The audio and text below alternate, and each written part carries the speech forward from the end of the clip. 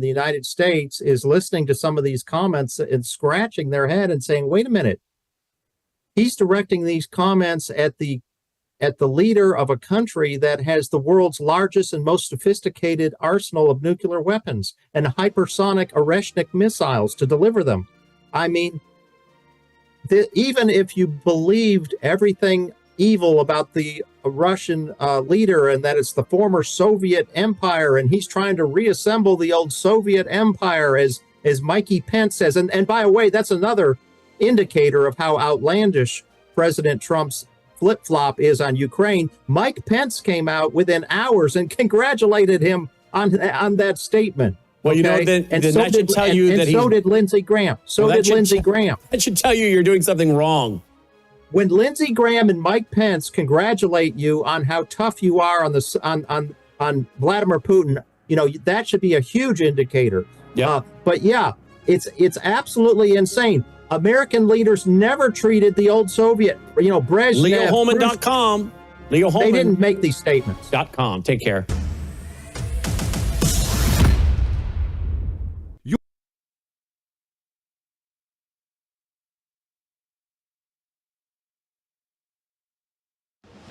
Colonel Rob Maness has a lifelong record of providing dedicated service to this nation. Having worked his way up from the enlisted ranks to full colonel, he served our country for more than 32 years. He has served as a bomber squadron commander, bomb disposal technician, Joint Chiefs of Staff operations officer, assisted the national security team with the campaign plan for the global war on terrorism. He authored the first theater nuclear war plan and served as the vice commander of America's largest airborne intelligence wing. Colonel Rob Maness is a true American hero.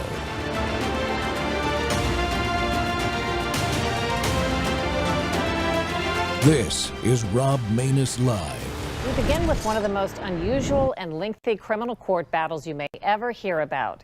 It all started in Iraq in 2007 with U.S. contractors accused of killing innocent civilians in the heat of war. One of the accused, a decorated former U.S. soldier, was on trial just this past week for a second time 11 years after the incident. In all, the lives of 4 decorated former U.S. soldiers still hang in the balance after all this time. Did they act in legitimate self-defense, or are they criminals? And did our own government suppress and misrepresent evidence? Today's cover story is the lingering case of Raven 23. Target!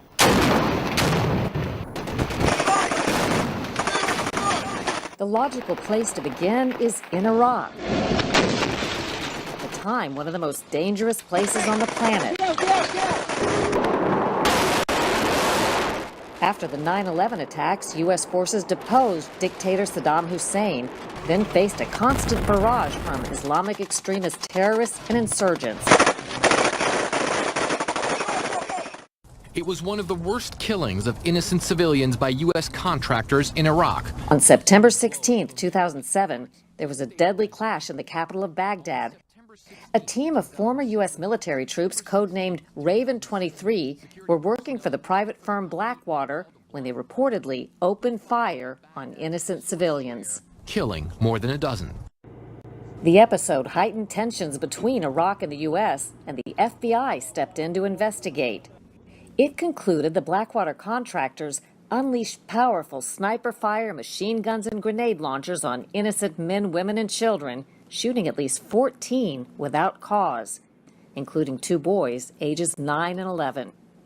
But like most stories, there are at least 2 sides. Eric Prince was Blackwater's founder. It's the story of American military veterans who answered the call again when their country needed them, this time to protect diplomats in a very large scale in a war zone. And it is their political prosecution that followed a unfortunate incident in the middle of a war zone after multiple enemy attacks. Back to Whistleblower Wednesday, folks. The Rob Maness Show is live on Worldview Tube and our X Spaces simulcast. Well, the saga of Raven 23 is the, and I quote, I'm going to read a quote here from the book, shocking story of how the U.S. government framed 4 decorated veterans, working as Blackwater military contractors in Iraq with phony war crimes to placate foreign autocrats. In Raven 2-3, journalist Gina Keating reveals how 4 American citizens working as personal security contractors for U.S. diplomats in the world's most dangerous city were convicted of war crimes in a federal trial that made international headlines and was plagued with prosecutor and judicial misconduct. The men spent 6 years in federal prison while Ms. Keating, the men's families, and a dedicated and growing group of supporters, including U.S. Defense Secretary Pete Hegseth, petitioned Donald Trump for their release and obtained 4 full and unconditional pardons in 2020, close quote. Well, Paul Slough is a decorated combat soldier with deployments in Bosnia and Iraq. Before becoming a contractor for Blackwater, he was one of the 4 Blackwater guards charged in the 2007 killing of 17 Iraqi civilians. Paul was pardoned by President Trump and is currently district director for Texas House State Representative Jared Patterson, co-founder of 3 Ravens business strategies and a veterans advocate, like many of us are after our service. Paul, welcome to the Rob Maness Show. Colonel Maness, thank you for having me. Hey, sir, we appreciate your time. But this is a very important story that has to be told more often now, especially now that we know what we know about what happens in the Department of Justice and the FBI, in our own intelligence agencies like the CIA, our allied intelligence agencies like MI6. They have all shown to be opposed to average American citizens. Yeah, I agree with that somewhat. And to your point, we are in a kind of a pivotal point in our national history wherein a lot of those layers are being pulled back. You take the kind of our current FBI director, Kash Patel, and his insight and what he brings to the FBI, and even the new U.S. pardon attorney, Ed Martin, what he's doing in his capacity. And so we're starting to see more and more of the layers being pulled back, the truth being told, and it seems like our story is perfectly positioned to be right in line with all of that. Yeah, exactly right. And I will remind our viewers, the book, Raven 2-3, go to Amazon and find it and click that link because the guys in the book get something from those link clicks. And you know what?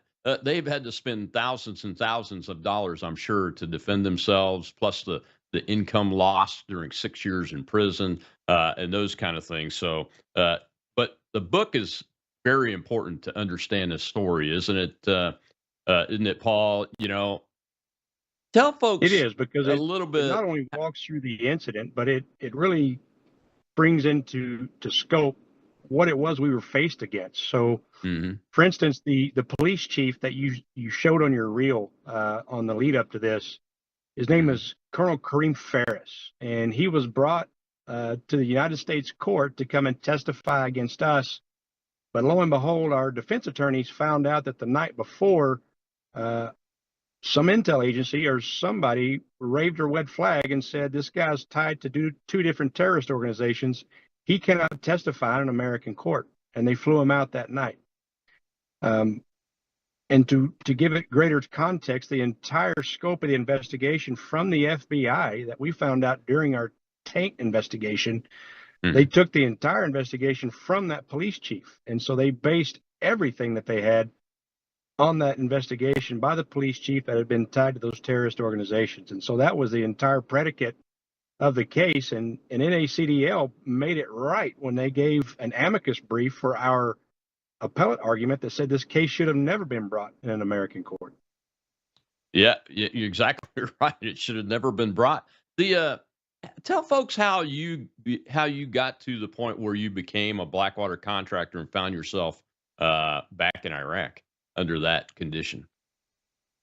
Honestly, I was at a point where I'd just come back from deployment and felt like the mission just was not complete yet. And obviously that was around 2005, 2006.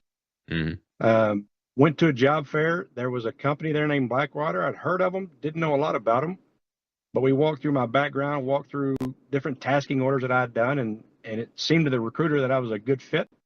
So I submitted my application. You go through the process. You get to Moyoc, go through about, I think it's 4 weeks of vetting and then a little bit of training. But ultimately, they just want to see where you are, what your capabilities are, and see if you're a good fit. I think we started with roughly 40 guys. We ended with 10 or 11, maybe. My numbers may be off there, but it was somewhere around that. And then once your background cleared, you got your TSSCI, you launched pretty quick to either Afghanistan or Iraq. I had not been to Afghanistan, so they thought obviously I would be a better fit for Iraq. Yeah. So what I'm hearing is this is not just a bunch of ex-Army and Marine Corps folks that have left their enlistments that don't know what they're doing. It sounds like by the selection process and the screening process that you guys go from 40 or so down to 10, and that's not even counting phone screening, interview screening, and those kind of things. And the team has selected some really high performing individuals that understand close combat. Is that right?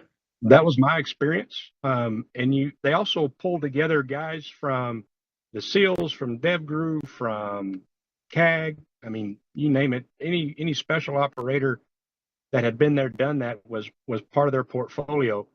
And I think for me, that was the most impressive piece. Is they brought together all these skill sets and homogenized them into a functional unit that served to protect the U.S. ambassador all the way to USAID officials. And in my mind, Eric Prince put together an incredible company, an incredible model. And the results were such that we never once lost a principal. We lost 43 guys. But again, we never lost a principal. And so that's something that we all carry with us. Yeah, it really is an impressive record. On the situation that developed that day, the next segment, we'll talk a little bit more detail about from your perspective about what happened. But when you were tasked, your team was tasked to protect the principal, in this case, diplomats in Baghdad, I assume in Baghdad, which is at the time the most dangerous place in the world, really. I mean, you can't get any more dangerous than that with what was going on then. Your job is to protect that principal at all costs so that they live, right? Period. In a story, that principal comes home. Yeah, and the training is all oriented towards that. And your team. I looked at your background. It looks like you had a lot of background in security for convoys moving through areas like this. You understood the intelligence reports and those kind of things. Sure. And then with that, of course, personal principal protection, whether it was our battalion commander or brigade commander. Mm-hmm. Were you satisfied with the level of support from a logistics, intel, commo, all of those aspects that you need to have, working as close to 100% in that environment as possible? I'll tell you, I was blown away every day at the rate with which, number one, we weren't only flexible enough to match the enemy's TTPs, but to your point, we had that support at every turn, from food to laundry service to radios to communications back home. It was an absolute full-throated operation that, in my mind, is going to be hard to replicate. Yeah, at a distance, that's what my impression of it was. I met Eric a couple of times and had real short conversations with him. The guy's just very impressive. You can tell he knew he knows what he's doing. And he specifically puts people in charge, like all good leaders do, that are, number one, fit for that role, but number two, have the warfighter in mind. And granted, we weren't an offensive force by any stretch, Right. but we all had that same mindset of, we're going home and the principal's going home. And the principal always came first. One more question before we go to the commercial break, Paul, and that is, there's a lot of, I don't know what to call it, conflict around the name Blackwater. The four guys were were burned and lynched from a bridge earlier. Did all that have an impact on what happened after you guys defended yourselves? It was interesting. It seemed like anything that went wrong within the theater automatically got blamed on Blackwater for whatever reason. And I'm not sure if Yeah. it was because we were most prolific, we were the most successful. I'm not really sure, but Eric Prince pointed out multiple times that he was approached at a war college speech, and there were generals that were coming to him and saying that no matter what, our guys always put your call signs on their dashboards of their Humvees because they know that no matter what, Blackwater's coming to help. Period. End of story. Exactly. So thank you for helping me set the stage for the reality, which you had a highly competent team surrounded and cocooned in a highly competent both screening, training, and planning and execution and logistics operation led by actual leaders that know what's going on, who put real leaders that understood what was happening in charge of these operations. That's the setting, folks, that we get to. In the next segment, we're going to show a clip of some details of what happened that day. And Paul's going to talk us through what the facts were. We'll be right back.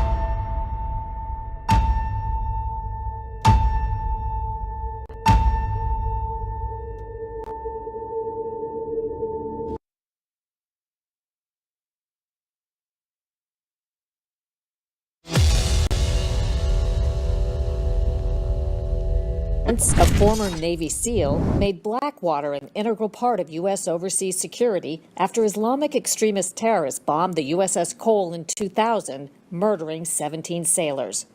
Blackwater was hired to train our sailors in counterterrorism. In 2004, Iraqi insurgents killed 4 Blackwater contractors, set their bodies on fire, dragged them through the streets, and hung them from a bridge. In 2007, Blackwater's Raven 23 team was working for the U.S. State Department when a car bomb exploded. They were called to move a U.S. diplomat out of the danger zone to safety. What was the claim from the other side? What did they say that your guys had done wrong? They claimed that it was a bad firing, that there was all these innocent civilians that were killed. In fact, to this day, media accounts make it sound as if the Blackwater Guards randomly opened fire on Iraqi civilians unprovoked and for no reason. Welcome back to the Rob Maness Show. And we're talking with one of the members of that convoy, Paul Slop, who is here with us today about the book, Raven 2-3, that's come out. You just can't, you need to go get this book and read it, folks, because you can't get the reality from video clips. So you have to look in every direction to find factual information. As good as that interview is that we're showing clips from, and it's fantastic. The book really will lay it all out for you. And Paul, so give the folks a taste of the detail that's in the book about the incident itself that maybe gets wiped over in videos and those kind of things. Yeah, I think one of the things that gets glossed over, as you alluded to earlier, is in Baghdad itself, there were on average about 180 attacks a day in the city. Mm-hmm. And so this one little gunfight, and I say little gunfight because in the broader context of everything, it didn't even register for us as something to worry about. And I say that with the context of sitting in the chow hall. You hear explosions go off, but this one was much closer. It came over our radios. We were, I believe, tertiary that day on the TST teams, which were a QRF, quick reaction force. So we responded. We ran to the trucks, obviously, and we staged at our vehicles, pulled out of the parking lot, got to the checkpoint, paused there for a bit, and then we launched out of checkpoint 12 right there to Nasur Square. So you button hook right outside of that gate, and you're in the square. It was our understanding that we were locking down the square to ensure that there was a clear egress route for the low pro team that was coming back with the principal. We understood that there was a car bomb that had gone off, followed on by a small arms fire, which was a TTP of the enemies. They got the principal out. Another TST team responded on site to the principal's location. They were bringing them out through what we understood was our location. But as soon as we pulled into the square, a white Kia jumped out of traffic. It was my thought that that's the car bomb. Here comes the follow-on attack to the first responders. That was us in this case. I engaged the driver, and then immediately it was an ambush that I feel that we had received that was meant for that team coming through. At the time, obviously, you're just responding to what's in front of you, but hindsight being what it is, it was a small ambush. So it was set up for low pro vehicles to come through and no doubt try to turn that scene into what you just showed for our four brothers that went down in 2004. Yeah, so you engaged the car driver, and what I'm hearing you saying is there's another small force that's hidden around this square that opened fire on your team.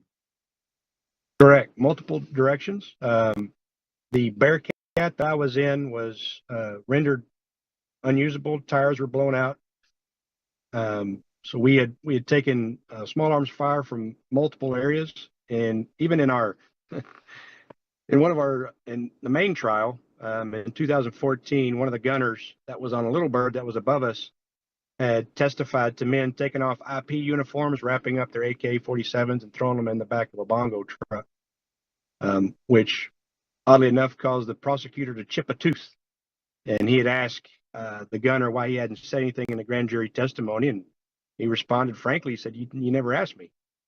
And so that was a critical piece of evidence that just really seemed to get glossed over. That, the news report were such that we rolled into the square, we just opened fire on innocent people going about their day, when in fact it was a two-way gunfight. Oh, absolutely. Based on what I've seen and read, it was definitely a two-way gunfight. So, and we'll cover this in the next segment a little bit deeper, I'm sure. But so after the incident, what was your team's actions? Just standard operating procedure and recover back to the Ford operating base where you were located at originally? Right. So we went through our recovery procedures, got my vehicle towed back to our parking lot. As soon as we got there, the lead mechanic started looking at everything, said, "Yeah, we've got bullet holes here, there." Our team DDM pulled me out of the turret, stripped my gear off, obviously looking for holes. When your adrenaline is pumping that hard, sometimes people can take shrapnel or even a round and not realize it. So he was looking over me and making sure that I was okay. And we were in the event of trying to transfer all of our stuff over to another vehicle in the event of a follow-on attack. And was there a follow-on attack? There was not for us, no, sir. Yeah. And the folks that you were protecting, that principal was safely gotten to where they needed to go to put on with their Yes, mission? sir. They got her back into the IZ ahead of us. We actually came in behind them. Okay. Yeah. So in the immediate reset, anybody come to you and say, "Hey, you guys really screwed this up," or? No, there was some concern about our shift lead at the time.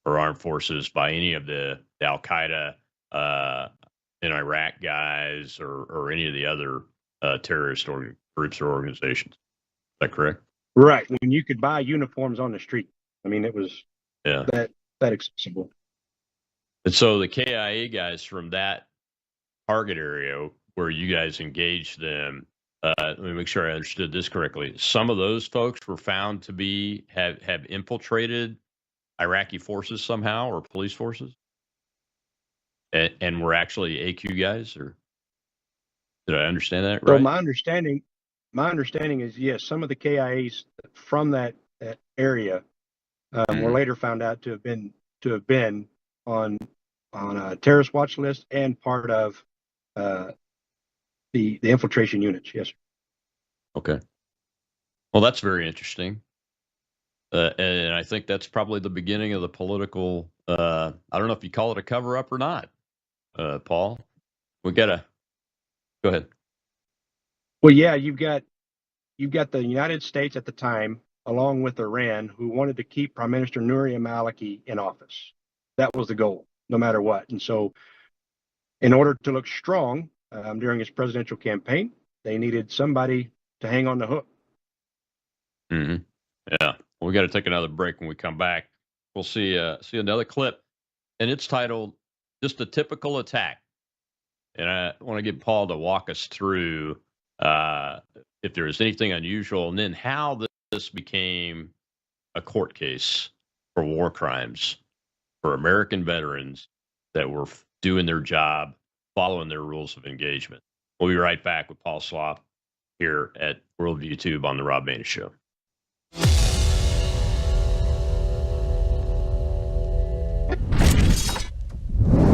News is moving faster than ever, and so are we. Worldview Tube brings you 24/7 live stream coverage and now real-time alerts when it matters most. Once you have the Worldview Tube app installed, exit the app and navigate your way to Settings. In Settings, locate the tab labeled Notifications. Select the Notifications tab. Scroll down until you locate the Worldview Tube app icon. Select the tab, and here you can turn on and customize your notification experience for the Worldview Tube app. News doesn't wait, and neither should you. Turn on push notifications to stay informed. Every headline as it happens.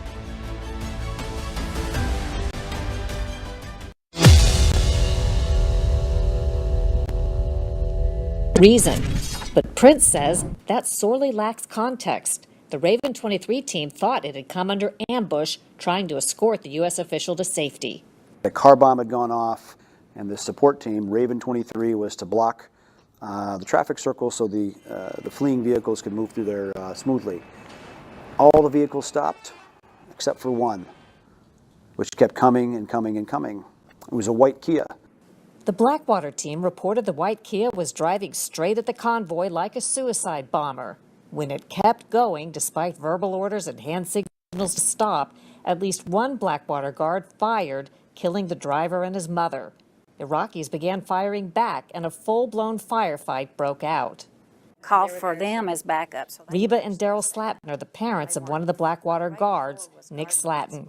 So your understanding is that car to them was seen as a threat, somebody Yes. that maybe a car bomb. Exactly. Car bomb. That's what it was. Stop, stop, stop. Keeps coming. They had been actually briefed that morning on being on the lookout for a white Kia because it's probably a car bomb. Iraqi investigators and the FBI said panic and animosity toward the locals drove some members of Raven 23 to commit a criminal massacre. When you heard this report, did it ever occur to you that these men would end up being criminally prosecuted? When I first heard the report of the events of September 16, it actually sounded like dozens and dozens of other incidents that the guys had been in and subject to in Iraq in war zones. Remember, helicopters were shot down, vehicles blown up, men shot by snipers, by suicide vests, by every kind of danger you could face. 41 of our men had been killed in action doing that work for the U.S. government, and hundreds Welcome back to the Rob Maness Show. It's Whistleblower Wednesday, and we're talking about the story, the saga, really, of Raven 2-3, the team that Eric Prince and Miss Atkinson of Full Measure are talking about in their interview clips that we've used throughout this show, and we want to make sure that we give them full credit for that. It's a fantastic program. You should go follow her and sign up to see that show, Full Measure, because it airs critically important information. And my guest today is one of those team members from Raven 2-3, Paul Slop, who is part of the book that's out, and it's on Amazon, folks. Please go buy it, read that book, get the actual details of this story. And Paul, one of the things that jumped out at me in that clip, and the reason I chose it, was that Miss Atkinson reported in the clip that she had seen the reporting that said you guys had angst with the locals and you panicked. Based on what I know and have heard directly from you now, that doesn't appear to be the case. Where would that have come from? Well, so that was, I guess, kind of part of that media narrative, and it bled through all the way through our entire trial. So that was actually one of the prongs of the prosecutor's case. And remember, when Judge Urbina tossed out our case in 2009, he did so without prejudice. And regrettably, I wish he would have done it with prejudice. But before he dropped that case, they actually dropped charges on Nicholas Slatton due to lack of evidence for manslaughter. Okay.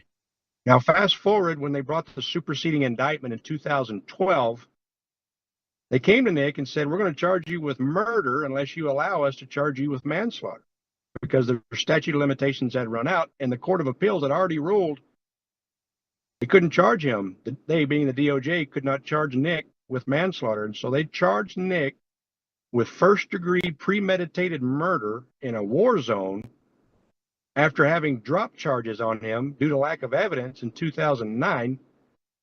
And so that was their entire MO going forward, was one, proving somehow that we had this just blatant animosity against Iraqis writ large, regardless of who they were, who they belonged to, no discretion whatsoever. And they painted Nick in that way because they had to prove somehow that Nick had taken that immediate shot on that white Kia, even though their own FBI forensics analyst said there was no physical way he could have made that shot. So it's a long-winded answer, but ultimately that was the prosecutor's argument the entire time, and it was inserted into the media from the get-go because they had no evidence. My lawyer, Brian Heberlig, asked the forensics analyst from Quantico from the FBI specifically how many rounds or round shavings matched any of our weapon systems, us being the defendants, that were found in any civilian body, any vehicle, or the scene itself. And the FBI responded with none. There were none. Wow. So that explains why part of the title of the book talks about DOJ and the prosecutorial misconduct, DOJ corruption, and those kind of things. Can you just like talk us through how I mean, so you guys you get charged and are brought home from Iraq, or you finish your tour, come home, and then they show up at your doorstep with an indictment? So as it happened, I was getting ready to go on leave, which we did. And at that time, we had 3 months on, 1 month off. And so I came home in October for my regular leave. We understood that the FBI had done an investigation 3 weeks after the fact on an unsecured site. I get home. I get a target letter through my attorney at the time, which was Bill Cofield, who later represented another defendant. I got a different attorney. Just the way it shook out. It wasn't any independent decision. It just the way it shook out with all of us getting assigned different attorneys. Bill calls me, says, hey, this target letter's coming, which we'd already kind of been talking through things. And then I think it was either the same day or the next day, my entire statement that I had given to the Department of State had been released on ABC News, and chunks of Dustin's sworn statement. Now, to put this in context, our statements that we gave to the State Department is equivalent to what a police officer writes out after a shoot. Mm-hmm. And so it's an immunized statement that cannot be used against you in a court of law. Right. And so these statements being released into the public realm, you can understand that would create just complete chaos in terms of sequestering a jury and keeping people tainted from evidence or from any type of story going forward. Oh yeah. So did was it ever discovered who leaked that information? What entity leaked it, or the person? We have guesses and speculation, but we don't have anything to support it. And where were you charged and tried at, your team? Were they in different locations or all together at the same location? So in order to get ahead of a DC venue, we went and surrendered in Utah, in Senator Orrin Hatch's district, which was the home district of one of my co-defendants, Donald Ball. The choice was for us either Texas, Tennessee, New Hampshire, or Utah, and the attorneys came together and said Utah is probably our best suit. You'll have to pardon that. I'm sorry. Stand by.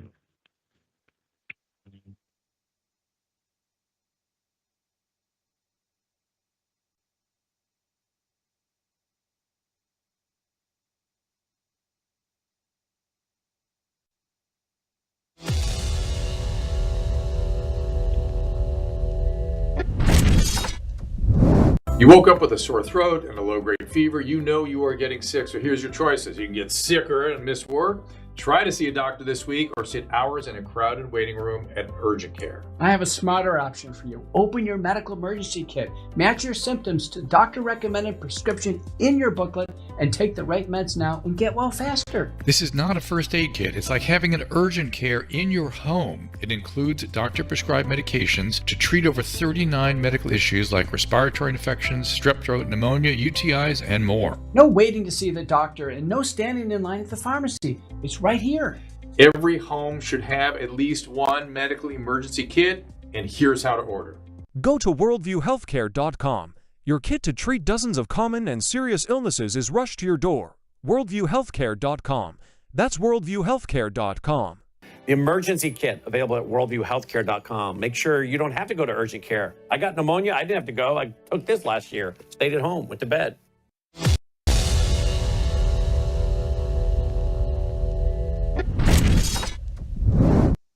And ladies and gentlemen, we're back with Paul Slav, Raven 2-3, in the new book that's out. Raven 2-3 is the name of that book. And Paul, I apologize for that. We had some technical issues, which happens on live television podcast. So we were talking about the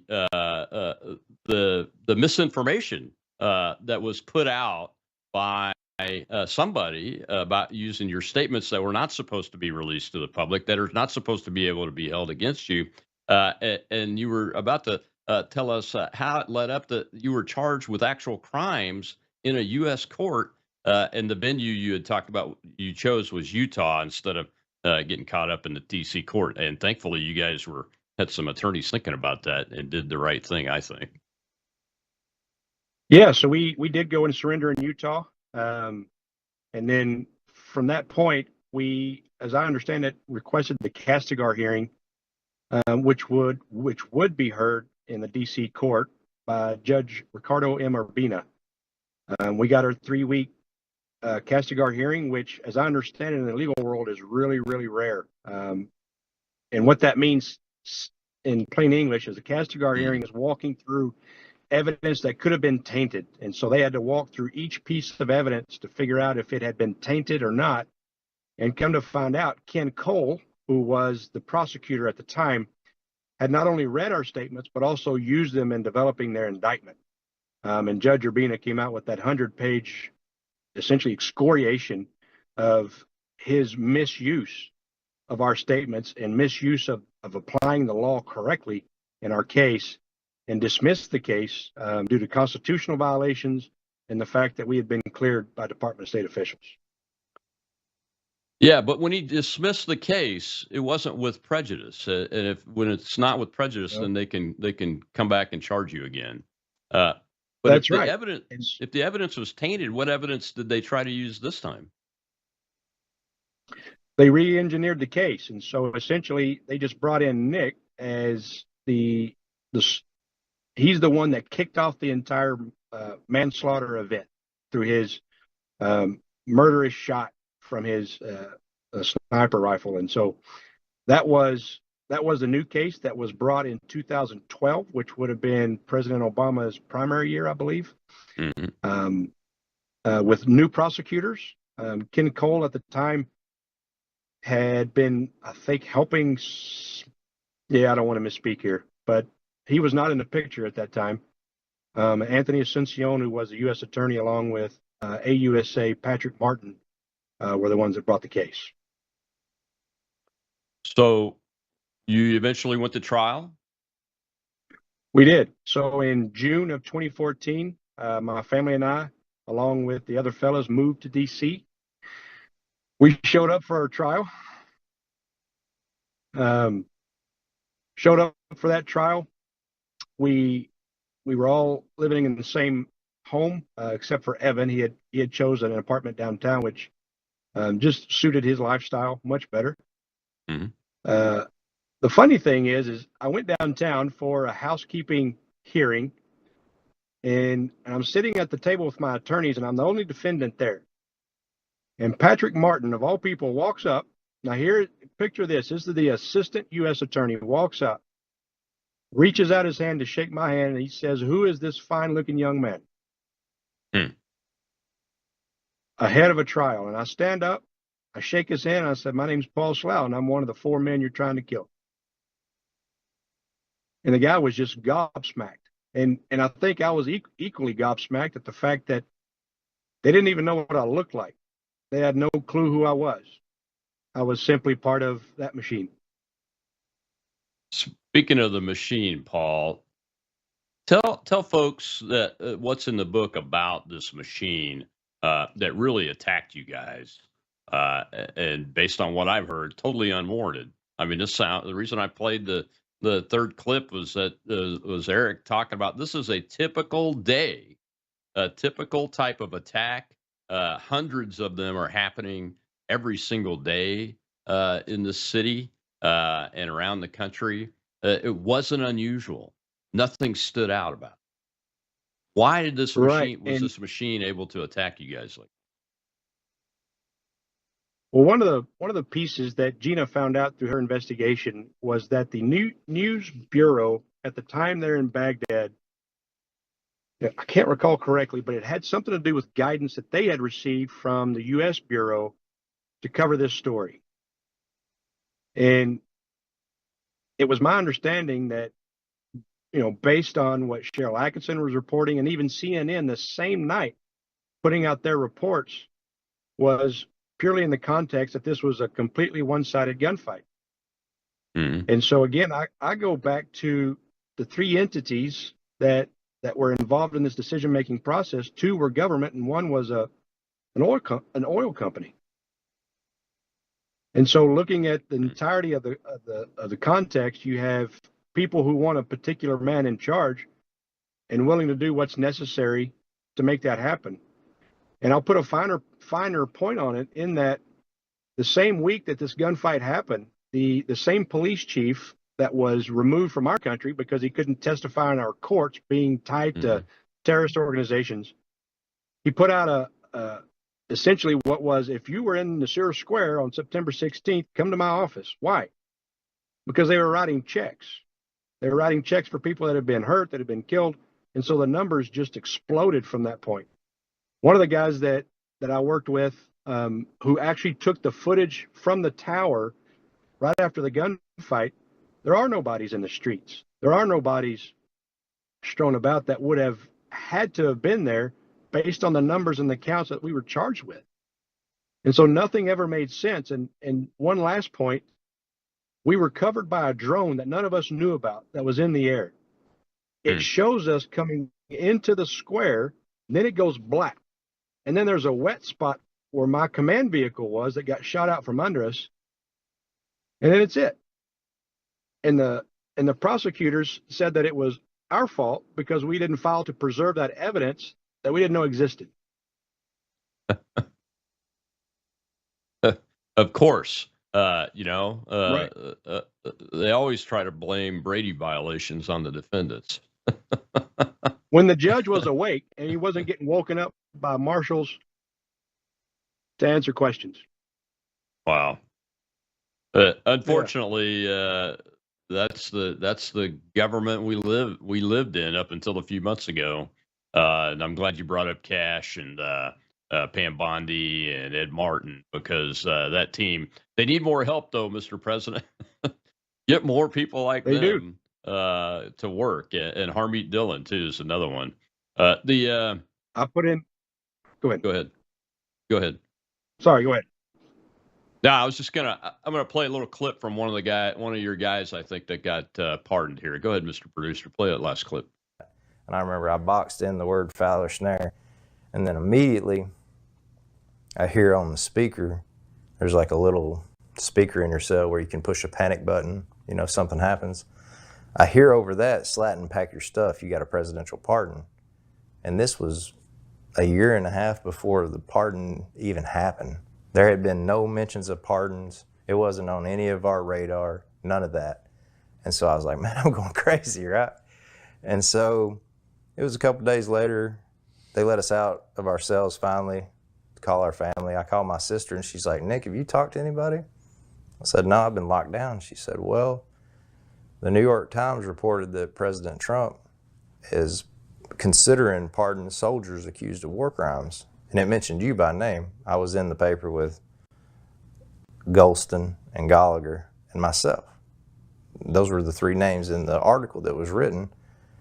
And I was like, that's the same day I heard the voice that I was praying. Welcome back to the Rob Maness Show. My guest today is Paul Slopp, who is a team member of Raven 2-3 and telling the story that's in the book now. And the book is out. You can get it please go get it at Amazon. And help these guys out by getting the story read and all the facts out there. Paul, how was your experience with the pardon? So you guys weren't aware there was a pardon even being asked for you. Is that right? So I was, in that my wife and I had actually walked through that scenario in a prison waiting room or visitation room. She was determined, number one, to get a pardon, but there's not really a playbook of how to do that, right? There's not attorneys out there that advertise that. And so she and one of our great friends, Ed Butowski here in Plano, Texas, got together, put their heads together, and she contacted and contracted with Dave Harrison and Eric Yasso out of Harrison Spiro. Now, Dave is a Democrat. We're Republicans. But at the end of the day, Dave, like Gina and many other Democrats, are Americans first. And so Dave jumped in both feet, said, let's figure out a strategy. Let's put this together, cap the cost for Kristen, because we're not people of means in that context. And so she and Dave agreed to a contract and an agreement and went forward. And at every turn, Dave did absolutely everything he could, leveraged every contact, developed a relationship with the now Secretary of War, Pete Hegseth. And together they worked to get this case in front of the president. As it happened, Dave stopped sending bills. He just stopped sending bills because he believed in the case and he believed in right over might. And so the entire time, Chris and I are obviously talking back and forth. There were a couple of times where Dave got a call into prison to me. So I knew that there was something in the works. Now, this was during COVID, and we were on lockdown a lot. But a friend of mine had a cell phone and allowed me to use it. And I created a fake Facebook page so that way I could connect with her through instant messenger. And December 11th, I had a call with her and she said, it's happening. It's guaranteed. The pardon is coming. She asked about the timeline. They said about 7 days. Well, of course, we're excited. Tears are flowing. Everybody's happy. Said, obviously, keep it close hold. Don't go anywhere with it. And 7 days came and went, and we didn't hear anything. And obviously, with everything going on at the time, the election, we were wondering if we didn't get dropped on the cutting room floor. And so we held on. And then lo and behold, December 22nd, 2020, I'm standing in line. It's about 5 p.m. We had just come off lockdown, waiting to use the phone, the official phones. Standing there waiting, and I hear my name being called by a female voice. She walked in the housing unit. And obviously in a men's prison, it's going to perk up your ears if you hear a female voice. And so I look, and I think, it's after hours on the East Coast. There's no way there's any kind of news coming right now. It's maybe some mail or something. And so my cellie comes up, says, hey, I'll hold your spot for you. Go see what's going on. And so I walk over, and she tells me, Mr. Slough, I need you to come inside and shut the door. And obviously, she's a female officer. I'm an inmate. We can't do that, ma'am. And she hands me a copy of the pardon. She says, no, I think you can. And so I shut the door, and she said, I need a phone number. You've got 10 minutes to be off this compound. You can't be here anymore. And so she calls my wife. Of course, I'm over the moon at this point and confused and wondering what's next and what happens next. And she hands me the phone, and I asked Kristen, I said, is it all four of us? Because at that time, as your clip with Nick, it was only understanding of maybe one or two. Right. And she said, yes, it's all four of you. You're all four coming home. And from that point, they rushed me to my cell. I had to grab what little things I had, which was legal work and books. And I saw my boss, who was out on the main walkway. Sodi was his name. Great guy. Dang near 7 foot tall. He was a huge man. And I'm walking past him, and I've got my stuff, and I'm being escorted by a guard. And he said, Slough, what happened? What happened? And I said, it happened, Sodi. And I hand him the copy of the pardon, and he drops his stuff. He picks me up and hugs me. He says, man, I knew you guys were getting out of here. I knew you didn't do that. So it was a really cool moment. That's fantastic. I'm getting emotional listening to your story, my friend. We got a few minutes left. Do me a favor and just give folks a taste of the impact having to go to prison had on your life, if you're willing to share that, what kind of damage it did. And then we'll wrap it up with the main thing you want folks to take from this book. Quick, but go ahead. You know, life is tough, and there's no guarantees. When I came out of prison, I was an extremely angry person, and I lived under the facade and kind of the shroud. Like I've had my faith strengthened. There's no question about that.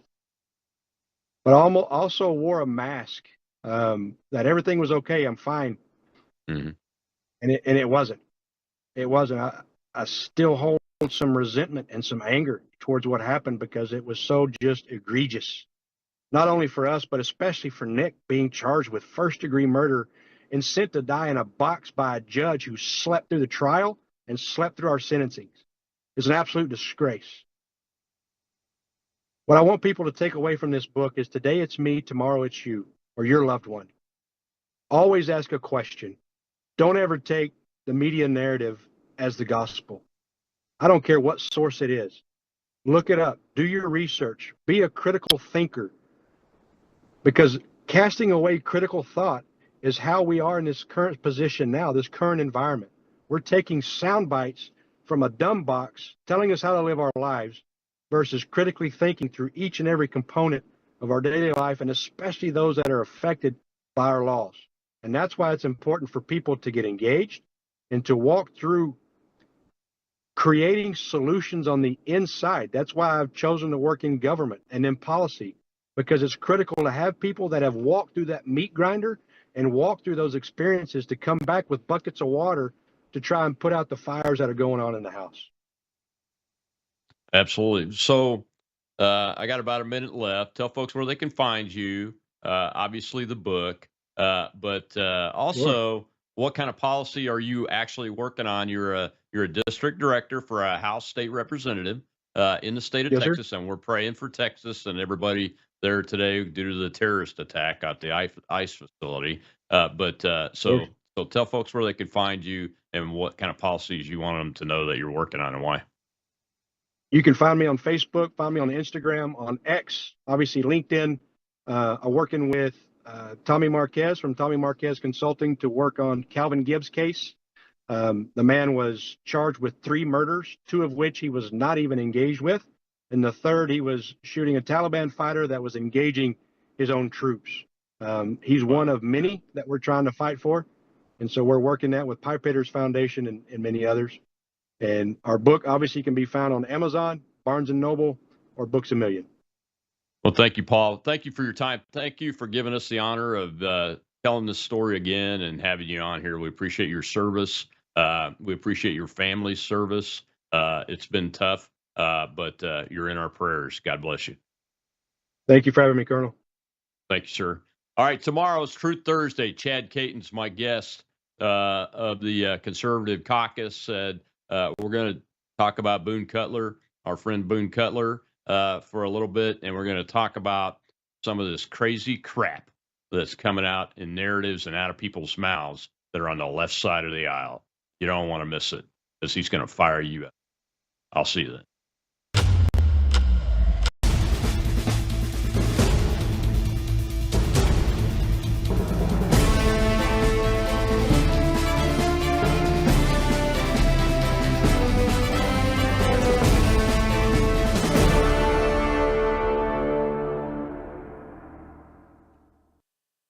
Good afternoon.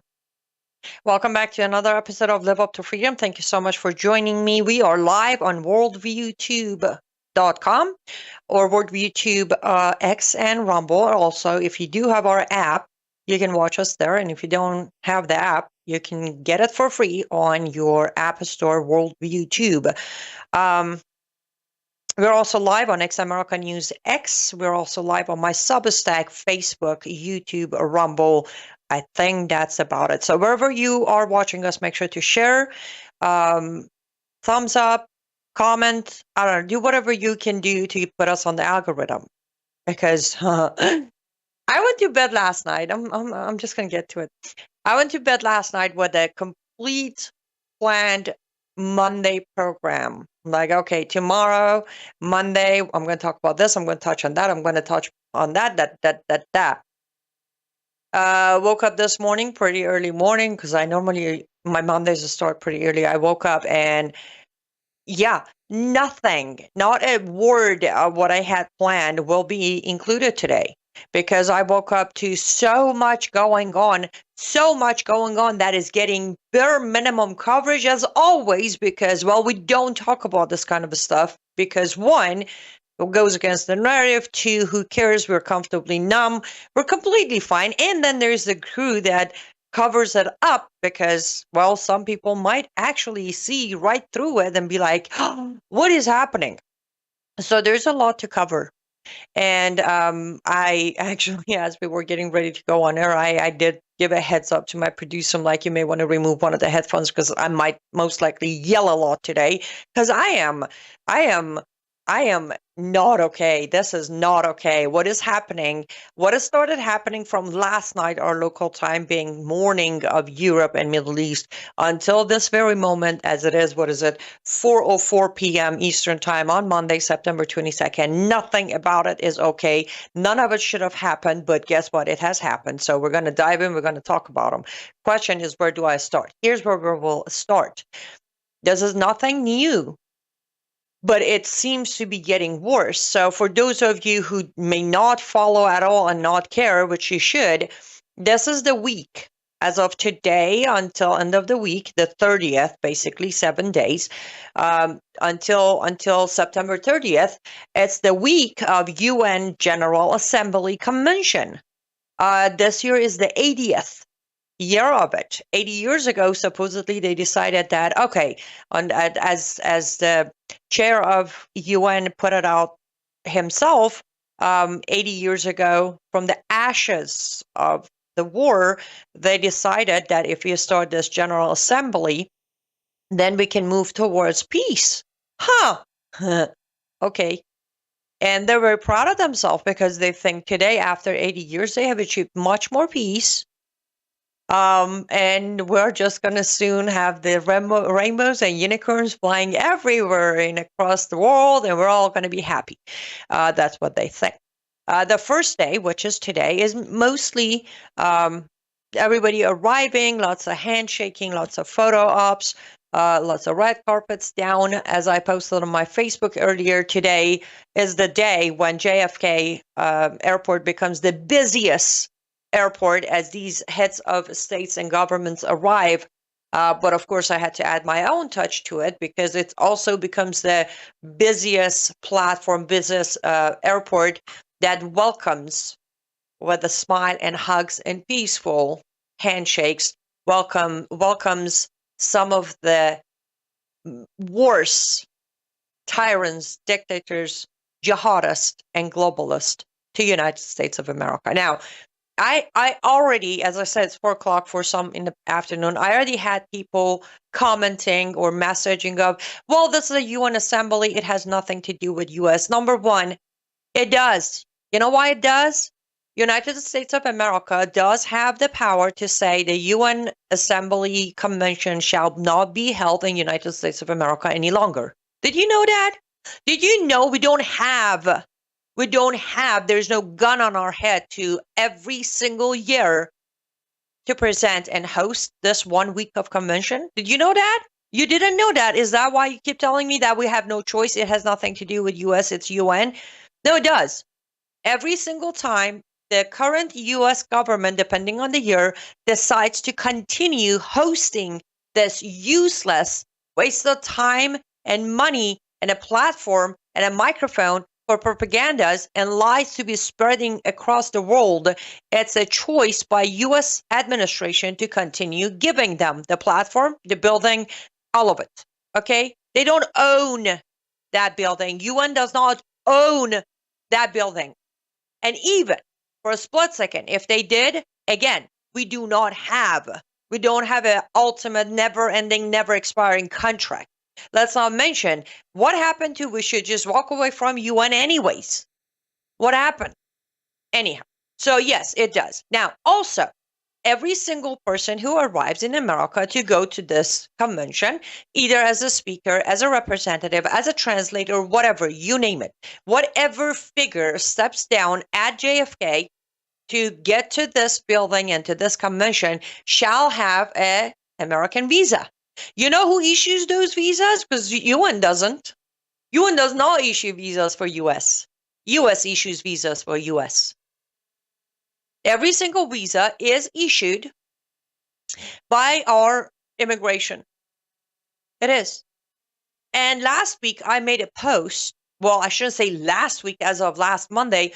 On Thursday, I made a post on my Facebook and I said, another talking the talk personality, referring to Ted Cruz, who suddenly woke up Thursday morning saying, oh, I'm going to push something to show that I'm against this movement. Let's make a rule to not allow anyone under personal sanctions to get a visa. Really? Of course, I was attacked by Ted Cruz followers and supporters of, at least he's trying. No, he's not. It's time for you to start reading between the lines. It's time for you to realize Ted Cruz has been in that position for a long time. A very long time. Waiting 3 days. Well, technically 5 days, 3 business days. 5 days before the arrival of these heads to try to stop their visas that were issued 3 weeks ago, 3 weeks before his attempt. It's clearly another political charade put up by Ted Cruz. Anybody who's cheering him since Thursday, stop it. He didn't lift a finger. You still can't see these charades? You can't see how much of it is just theater to try to get your vote next time? Look at his resume. He tried. No, he didn't. As I said, these visas, some of these visas were issued about a month ago, which would have been about 3 weeks before he tried to stop some of these people from coming in, supposedly. And again, he's been in that Senate seat for a long time. I don't know the exact time, but it's been long enough for him to genuinely get behind it and put an end to it. Every single year, week before General Assembly, UN General Assembly Convention, one of these senators or one of these Congress members of the right comes up with, we got to stop this. Oh, I was too late. I tried. Vote for me. And every single year, Americans fall for it. Every single year. And I will, by the way, yes, we are live, and I see some of your comments coming in, and I will address all of your comments. I really hope you have a lot to say about everything we talk about. So today was the first day. Tomorrow, September 23rd, is the first debate. They call it the debate day, right? The debate day is when all the heads, not all involved, the scheduled heads, I should be careful here, because this goes on for 7 days. The scheduled heads of states or governments will get behind that microphone. We've all, I think we can all draw the background and the podium of UN Assembly with our eyes closed. They get behind that podium and that microphone, and they will express their stance, their concerns, their whatever they want to talk about, and then go sit down. How do they call this a debate? That's beyond me. I have no idea. Because from what I understand is, if you get up there and if this is a debate, you stand there